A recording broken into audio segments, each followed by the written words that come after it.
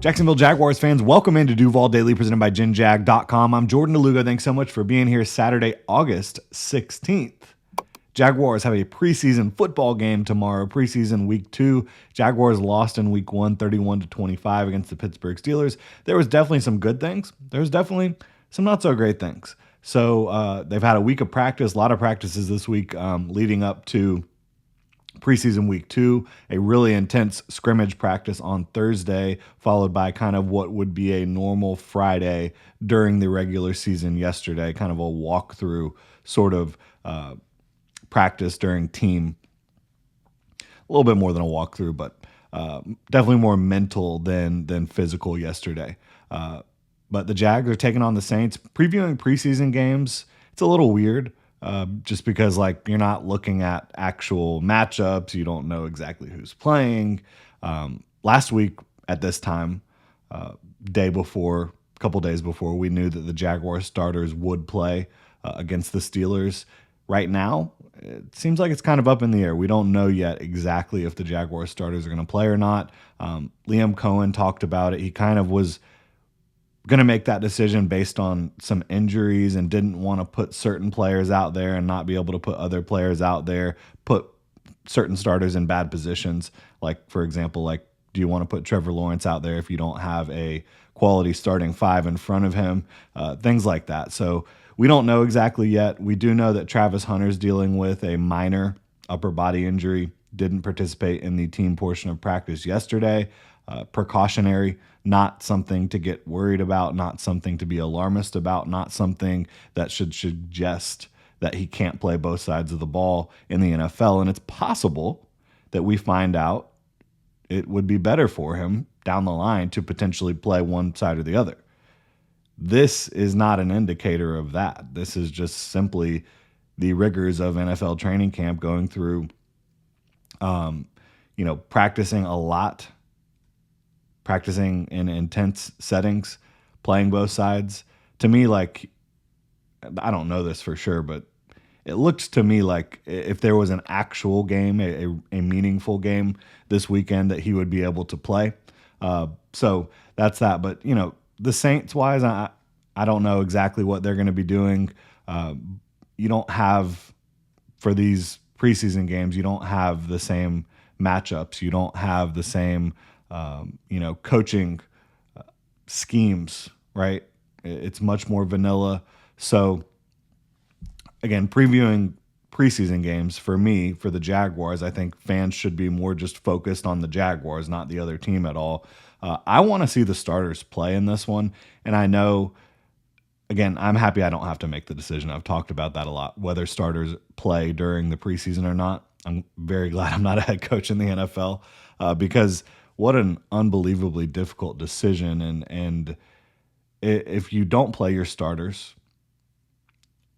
they probably are not going to get an opportunity to step foot on a football field as a unit in a real game until week 1 of the regular season. You're not going to be playing the starters in week 3 of the preseason. Yes, you will get the joint practice against the Dolphins next week, but I don't think you're seeing the starters next weekend. So that again is these units I don't think are ready to play in the regular season yet, and they don't have to be ready on August 16th. They don't have a regular season game until early September. But it's getting close, and I think you want to see them be able to execute alignment and assignment on both sides of the ball, eliminate pre-snap penalties on offense, eliminate mental mistakes, the controllables, right? If you have an execution mistake, that's one thing. But if you have a missed assignment, if you have a pre-snap mental issue, it's the things you can control that you want to be able to really hone in on. Alignment and assignment. And Liam Cohen talks about that often. James Gladstone talks about it as well. One thing James Gladstone did bring up this week that I thought was worth talking about a little bit is, even though there were mistakes, pre-snap, missed assignments, things of that nature, There were also some really good things in terms of the situational football, and they want to be situational masters, converting a fourth down, getting into a position where you can attempt a 70-yard kick at the end of the half, things of that nature. I do think that those are worth paying attention to as well, not just the mistakes, but being able to be situational masters is key for the Jaguars. And being able to do that in preseason week one doesn't mean a whole lot if you can't continue to be a good situational football team into preseason week two and moving forward, right? So I think that that's going to be critical for the Jaguars.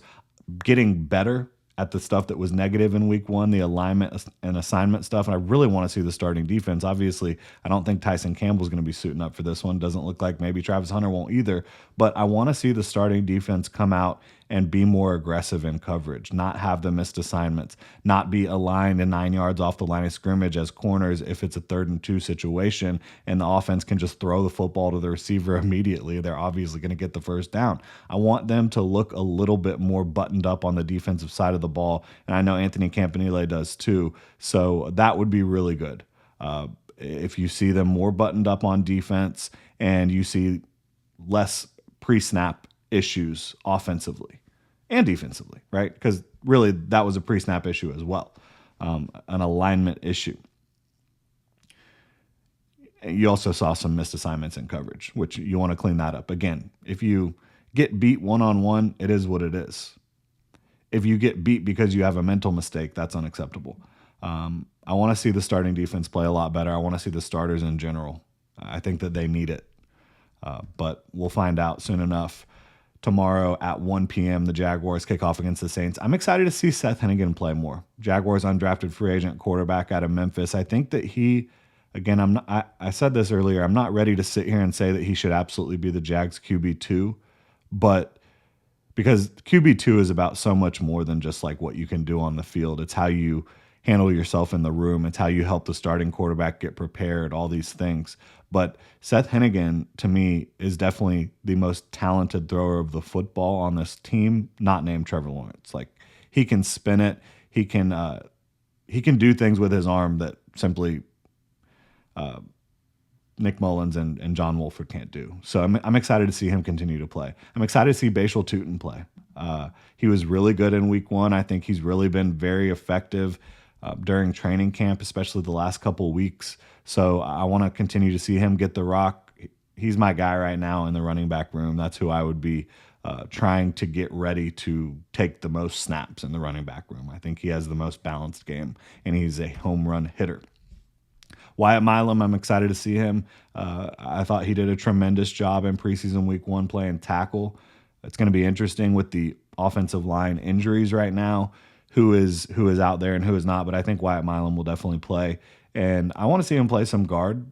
It was good seeing him play tackle. I want to see him play some guard. I want to see Jonah Monheim play more center.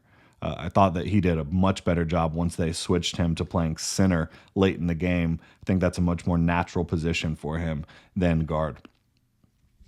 Do any receivers step up to try to make this roster? Like, I feel like there's a pretty good 5 locked in right now, although I would say over the last week or so, Joshua Cephas hasn't been as impactful during the game or in practice as he had been earlier. So I still think he should be the wide receiver 5. And you've got your top 3, and you've got Parker Washington. I think you got Joshua Cephas. Does anybody step up to want to kind of show that they need to be on this roster?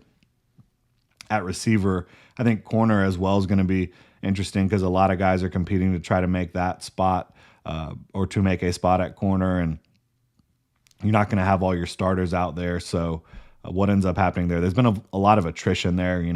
Zechariah McPherson on IR, Levi Wallace on IR, Tyson Campbell day-to-day, Travis Hunter precautionary, and Buster Brown is out right now. So there's been a lot of attrition at corner. Can some of these other guys step up and potentially make a case to be on the roster? I'm excited to continue to see Danny Strigow go out there and compete. High effort player at edge. He's undrafted free agent, but I think that he is making a case to potentially make this roster. I think BJ Green is as well out of Colorado. Travis Hunter's teammate. Both of those edge guys can really play. Hey, I want to see Cam Little hit a 75-yarder. be situational masters once again at the end of the half and go for a 75-yarder. End of half is when you can afford to attempt those types of things and not have any repercussions. Because if you miss that kick and there's time left on the clock, you're giving the opposing offense great field position, basically putting them into field goal range. But when you do it at the end of the half, you're kind of safeguarded from anything like that happening. But yeah, I want to see Cam Little nail a long kick. It'd be cool if it's over 70 yards. Break the preseason record for the second week in a row. But in all seriousness, yeah, go out there, continue to execute if you're Cam Little. Ross Matisic had a missed tackle last week in special teams. You want to see him clean that up. Logan Cook did a good job. So continue to see those specialists doing a good job for the Jacksonville Jaguars. But yeah, that'll do it. Preseason week 2 tomorrow, 1 p.m. Jaguars versus Saints. Let me know what y'all are looking for in the comment section below. If you enjoy the content, please like and subscribe. Y'all have a good one.